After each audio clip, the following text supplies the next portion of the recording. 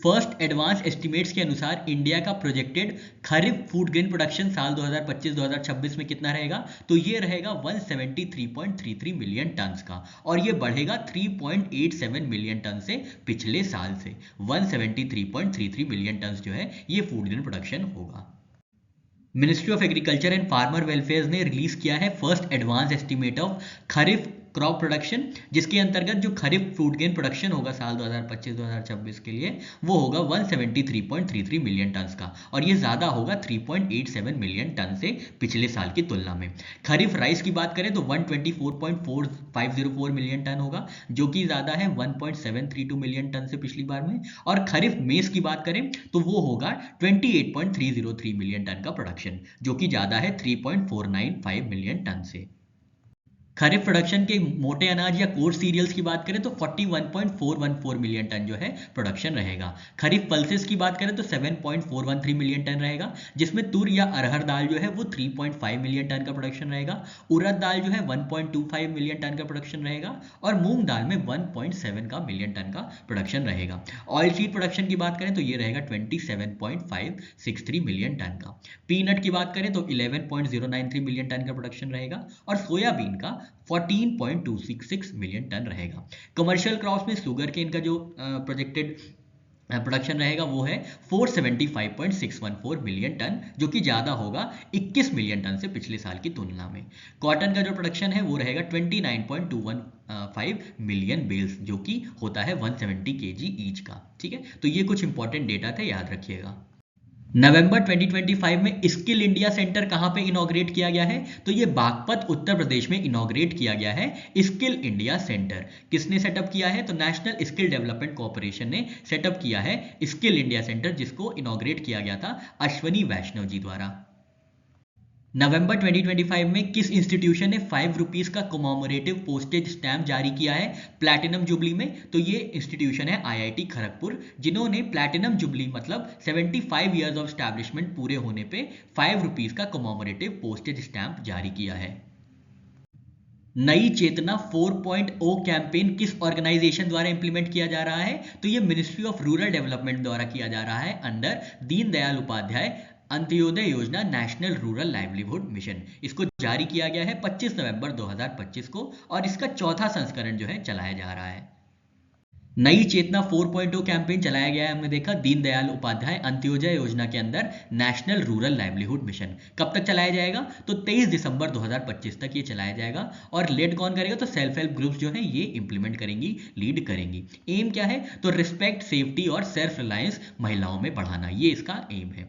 लखपति दीदी इसी से रिलेटेड एक है, तो ये गवर्नमेंट ऑफ इंडिया की इनिशिएटिव है, जिसको डे एनआरएलएम के अंदर चलाया गया था, जिसके अंतर्गत रूरल महिलाओं को, रूरल वुमेन को कम से कम 1 लाख रुपए पर एनम इनकी जो है इनकम बढ़ाने के लिए लखपति दीदी लॉन्च किया गया था। नई चेतना कैंपेन की बात करें तो इसकी शुरुआत की गई थी साल 2022 में, और इस बार चौथा संस्करण चलाया जा रहा।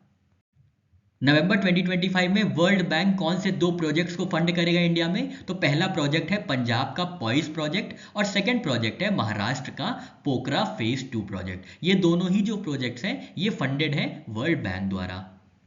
टोटल फंडिंग जो प्रोवाइड की जाएगी वर्ल्ड बैंक द्वारा वो होगी $776 मिलियन की, या 6,467 करोड़ की। पहले प्रोजेक्ट की बात करें तो ये Punjab outcome acceleration in school education operation का प्रोजेक्ट है, जिसमें फंड दिया जाएगा $286 मिलियन का। प्रोजेक्ट 2 है, ये महाराष्ट्र से है, जिसका फुल फॉर्म है project on climate resilience agriculture phase 2। इसमें $490 मिलियन की फंडिंग दी गई है, और दोनों ही वर्ल्ड बैंक द्वारा फंडेड है।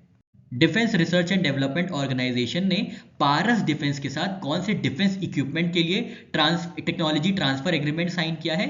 तो ये इक्विपमेंट है driver night sight DNS system T90 tanks के लिए पारस डिफेंस के साथ टेक्नोलॉजी ट्रांसफर एग्रीमेंट साइन किया गया है। इंडिया द्वारा कॉमनवेल्थ गेम्स लास्ट कब होस्ट किया गया था? तो साल 2010 में होस्ट किया गया था नई दिल्ली में। ये क्यों जरूरी है? क्योंकि कॉमनवेल्थ गेम्स ऑफ 2030 को अप्रूवल मिल गया है अहमदाबाद गुजरात में आयोजित करने के लिए। इसकी जानकारी दी गई 26 नवंबर 2025 को कॉमनवेल्थ गेम्स फेडरेशन में जनरल असेंबली द्वारा। 26 नवंबर 2025 को ग्लासगो स्कॉटलैंड में Commonwealth games federation general assembly में इलेक्शंस हुए थे, जिसके अंतर्गत नाइजीरिया और इंडिया ने दोनों ही नहीं क्या किया था, बिड की थी 2030 कॉमनवेल्थ गेम्स को होस्ट करने के लिए, जिसका रिजल्ट ये रहा कि अहमदाबाद गुजरात को अप्रूव किया गया है to host 2030 of commonwealth games. 2010 में पिछली बार इंडिया में होस्ट किया गया था नई दिल्ली में। नवंबर 2025 में board of cricket control in India के ऑफिशियल कलर पार्टनर कौन बने हैं, तो एशियन पेंट्स लिमिटेड है, जो कि बीसीसीआई के ऑफिशियल कलर पार्टनर बने हैं और इनका कार्यकाल जो है वो 3 वर्षों का होगा। नवंबर 2025 में कौन सी लेजेंडरी भरतनाट्यम डांसर का निधन हुआ है, तो इनका नाम है कुमारी कमला जी, जिनका असली नाम था कमला लक्ष्मी नारायण। इनका 91 वर्ष की उम्र में निधन हुआ है। इनका जन्म 1934 में हुआ था और इनकी डांस स्टाइल जो है वो है Vazhuvoor style of Bharatanatyam. National constitution day 2025 किस डेट को ऑब्जर्व किया गया था, तो 26 नवंबर 2025 को ऑब्जर्व किया गया था नेशनल कॉन्स्टिट्यूशन डे। पहली बार इसको ऑब्जर्व किया गया था साल 2015 में और इसको डिक्लेयर किया गया था ministry of social justice and empowerment द्वारा। 2025 की थीम है हमारा संविधान हमारा स्वाभिमान। नेशनल कॉन्स्टिट्यूशन डे के दिन रिलीज किया गया है constitution digitally in 9 regional languages. कौन कौन सी हैं, मलयालम, मराठी, नेपाली, पंजाबी, बोडो, कश्मीरी, तेलुगु, उड़िया और असमीज। तो कॉन्स्टिट्यूशन को डिजिटली रिलीज किया गया है 9 रीजनल लैंग्वेजेस में। कल्चरल रिलीज की बात करें तो बुकलेट रिलीज की गई थी जिसका टाइटल था भारत के संविधान से कला और calligraphy by ministry of culture. International tribute की बात करें तो एक ब्रोंज बस्ट मतलब स्टैचू या पुतला या मान लीजिए उनकी मूर्ति डॉक्टर BR अम्बेडकर की अनवील की गई है यूनेस्को के हेडक्वार्टर्स पेरिस में। ठीक है, तो डॉक्टर BR अम्बेडकर साहब की जो ब्रोंज की मूर्ति है इसको कहां अनवील किया गया है, यूनेस्को हेडक्वार्टर्स पेरिस में नेशनल कॉन्स्टिट्यूशन डे के दिन। नेशनल मिल्क डे कब ऑब्जर्व किया गया था इंडिया में पहली बार, तो 2014 में पहली बार नेशनल मिल्क डे ऑब्जर्व किया गया था और इसको हर वर्ष ऑब्जर्व किया जाता है 26 नवंबर को। किसकी याद में, तो ये कमोमोरेट करता है बर्थ एनिवर्सरी है, याद रखिएगा, डॉक्टर वर्गीसी क्यूरियन की, जिनको फादर ऑफ व्हाइट रिवॉल्यूशन के नाम से जाना जाता है। वर्ल्ड सस्टेनेबल ट्रांसपोर्ट डे 2025 के दिन कौन सा एक ग्लोबल इनिशिएटिव लॉन्च किया गया था, तो वर्ल्ड सस्टेनेबल ट्रांसपोर्ट डे के दिन लॉन्च किया गया था डिकेड ऑफ सस्टेनेबल ट्रांसपोर्ट साल 2026 से 2035 तक। तो UN decade of sustainable transport launch किया गया था 10 दिसंबर 2025 को और world sustainable transport day observe किया जाता है 26 नवंबर को। वर्ल्ड सस्टेनेबल ट्रांसपोर्ट डे का तीसरा संस्करण थर्ड ऑब्जर्वेंस ऑब्जर्व किया गया था 26 नवंबर 2025 को। 2023 में तुर्कमेनिस्तान द्वारा इंट्रोड्यूस किया गया था वर्ल्ड सस्टेनेबल ट्रांसपोर्ट डे। इसको ऑर्गेनाइज किया जाता है यूएन देसा द्वारा और 2025 की हाईलाइट ये है कि UN decade of sustainable transport को लॉन्च किया गया है। समर डेफोलंपिक्स 2025 का 25वां संस्करण कहां पे आयोजित किया गया था, तो 25th एडिशन समर डेफोलंपिक्स का आयोजित किया गया था टोक्यो जापान में 15 से 26 नवंबर 2025 के बीच में। इसमें जो इंडिया की रैंक रही है वो रही है 6th। इंडिया की रैंक जो रही है समर डेफोलंपिक्स में वो रही है 6th। मेडल टैली की बात करें तो इंडिया के पास टोटल 20 मेडल्स आए थे, जिसमें 9 गोल्ड, 7 सिल्वर और 4 ब्रोंज रहे हैं। टॉप कंट्री की बात करें तो टॉप किया गया है यूक्रेन द्वारा, जिन्होंने 100 मेडल्स जीते हैं, जिसमें 32 गोल्ड, 39 सिल्वर और 29 ब्रोंज है। यूएस जो है सेकेंड है मेडल टैली में, जिनके पास 36 मेडल्स थे with 17 gold, 7 silver and 12 bronze. और थर्ड पे थे जापान, जिन्होंने 51 मेडल्स जीते हैं with 16 gold, 12 silver and 23 bronze. Next edition जो है विंटर डेफोलंपिक्स, ये आयोजित किया जाएगा साल 2027 में ऑस्ट्रिया में। याद रखिएगा, विंटर डेफोलंपिक्स जो है अब ऑस्ट्रिया में आयोजित किया जाएगा साल 2027 में। कितने स्पोर्ट्स फीचर किए गए थे समर डेफोलंपिक्स में, तो 21 स्पोर्ट्स जो है खेले गए थे। इंडिया की शूटिंग परफॉर्मेंस जो थी वो थी, इंडिया ने 16 मेडल जीते थे इंडिया के 20 टोटल मेडल्स में से। मेडल डिजाइन थीम की बात करें तो स्प्रेडिंग आवर विंग्स जो है ये मेडल डिजाइन की थीम थी। समर डेफोलंपिक्स में बात करें तो टॉप इंडियन परफॉर्मर रहे हैं महेश सिंधु जी, जिन्होंने 50 मीटर राइफल इवेंट्स में 4 मेडल जीते थे टोटल, जिसमें से 2 गोल्ड और 2 सिल्वर थे और ये इन्होंने वर्ल्ड रिकॉर्ड भी स्थापित किया है। Sintered rare earth permanent magnet manufacturing scheme के लिए यूनियन कैबिनेट ने टोटल फाइनेंशियल आउटले कितना रखा है, तो 7,280 करोड़ का टोटल फाइनेंशियल आउटले होगा sintered rare earth permanent magnet manufacturing scheme के लिए, जिसमें कैपिटल सब्सिडी प्रोवाइड की जाएगी 750 करोड़ की।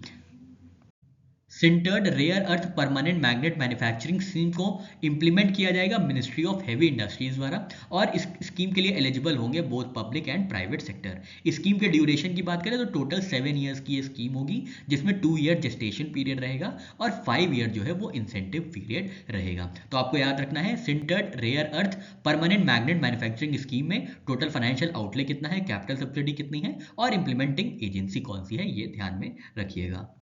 इंडिया और नेपाल के बीच joint military exercise Surya Kiran 19th addition कहां पे आयोजित किया गया है, तो पिथौरागढ़ उत्तराखंड में आयोजित किया गया है इंडिया नेपाल के बीच joint military exercise Surya Kiran का 19वां संस्करण। हैमर नाम के डिफेंस इक्विपमेंट को मैन्युफैक्चर करने के लिए जॉइंट वेंचर कॉर्पोरेशन एग्रीमेंट किन दो एंटिटीज के बीच साइन किया गया है, तो भारत इलेक्ट्रॉनिक्स लिमिटेड है और साफरान इलेक्ट्रॉनिक्स एंड डिफेंस है, जिन्होंने joint venture corporation agreement sign किया है हैमर को मैन्युफैक्चर करने के लिए। इसकी रेंज होगी 70 किलोमीटर की। जॉइंट वेंचर स्ट्रक्चर जो होगा वो 50-50% का प्राइवेट लिमिटेड कंपनी होगी, जिसमें इंडिजनाइजेशन टारगेट जो होगा उसको 60% का होगा। हैमर के फुल फॉर्म की बात करें तो इसका फुल फॉर्म होगा highly agile modular munition extended range, और इसकी रेंज होगी 70 किलोमीटर की। BEL मतलब भारत इलेक्ट्रॉनिक्स लिमिटेड और साफरान इलेक्ट्रॉनिक्स डिफेंस लिमिटेड द्वारा ये जॉइंट वेंचर स्टैब्लिश किया जाएगा। नवंबर 2025 में कौन से फोर्स को इंडिया में डेजिग्नेट किया गया है एज सिक्योरिटी रेगुलेटर इंडिया के सी पोर्ट्स के लिए, तो इंडिया के सी पोर्ट्स के लिए सेंट्रल इंडस्ट्रियल सिक्योरिटी फोर्स को डेजिग्नेट किया गया है एज सिक्योरिटी रेगुलेटर। याद रखिएगा, सेंट्रल इंडस्ट्रियल सिक्योरिटी फोर्स। नवंबर 2025 में महाराष्ट्र में रोड कनेक्टिविटी बढ़ाने के लिए $400 मिलियन का लोन किस ऑर्गेनाइजेशन ने अप्रूव किया है, तो ये ऑर्गेनाइजेशन है एशियन डेवलपमेंट बैंक, जिन्होंने महाराष्ट्र में रोड कनेक्टिविटी को बढ़ाने के लिए $400 मिलियन का लोन प्रोवाइड किया है। ICC men's T20 world cup 2026 के टूर्नामेंट के ब्रांड एम्बेसडर किसको नियुक्त किया गया है, तो ये हैं रोहित शर्मा जी, जो कि फॉर्मर इंडियन कैप्टन रहे हैं। इनको अपॉइंट किया गया है as ICC men's T20 world cup 2026, जिसको होस्ट किया जाएगा इंडिया और श्रीलंका द्वारा साल 2026 में। ऑस्ट्रेलियन ओपन 2025 बैडमिंटन टूर्नामेंट में मेंस सिंगल्स टाइटल का खिताब किसने जीता है, तो यह है लक्ष्य सेन भारत के, जिन्होंने जापान के यूशी टनाका को हरा के जो है ऑस्ट्रेलियन ओपन 2025 बैडमिंटन टूर्नामेंट जीता है। विमेंस सिंगल्स विनर रही हैं आन से यांग, जो कोरिया से आती हैं। इन्होंने पुट्री कुसुमा वरदानी को, जो कि इंडोनेशिया से आते हैं, इनको हरा के विमेंस सिंगल्स विनर का खिताब जीता है। ऑस्ट्रेलियन ओपन बैडमिंटन टूर्नामेंट में मेंस डबल्स विनर रहे हैं रेमंड इंद्रा और निकोलस जोका, जो कि इंडोनेशिया से आते हैं, जिन्होंने फजार अल्फियान और मोहम्मद शोहिब फिक्री को हरा के ये खिताब जीता है। विमेंस डबल विनर की बात करें तो रेचल अलेसिया रोज एंड फेबी सेटियानफ्रम, जो कि इंडोनेशिया से आती हैं, इन्होंने ये खिताब जीता है। किसको हरा के, फेब्रियाना डिविपूजी कुसुमा और मिलिजिया ट्रियास को हरा के, इंडोनेशिया से जो आती हैं, इनको हरा के विमेंस डबल्स विनर्स का खिताब जीता है। मिक्स डबल्स विनर्स की बात करें तो इसमें मलेशिया के चेन टांग जी और 2AV हैं, इन्होंने जीता है। किसको हरा के, जफर हिदायतुल्ला और फेलिशा एल्बर्टा पसारिबू को हरा के ये खिताब जीता है। BWF हेडक्वार्टर्स की बात करें तो ये मलेशिया में है, इसको स्टैब्लिश किया गया था 1934 में। वर्ल्ड कंजॉइंड ट्विंस डे की थीम क्या रही है, तो इसकी थीम रही है from words to action, a world fit for conjoined twins and children with disabilities. इसको हर वर्ष ऑब्जर्व किया जाता है 24 नवंबर को, और इस बार 24 नवंबर 2025 को इसका दूसरा संस्करण ऑब्जर्व किया गया। वर्ल्ड कंजॉइंड ट्विंस डे 2024 में सऊदी अरेबिया द्वारा प्रपोज किया गया था और सपोर्ट मिला था बहरीन, मोरक्को, कतर और यमन का, और पहली बार इसको ऑब्जर्व किया गया था 24 नवंबर 2024 को।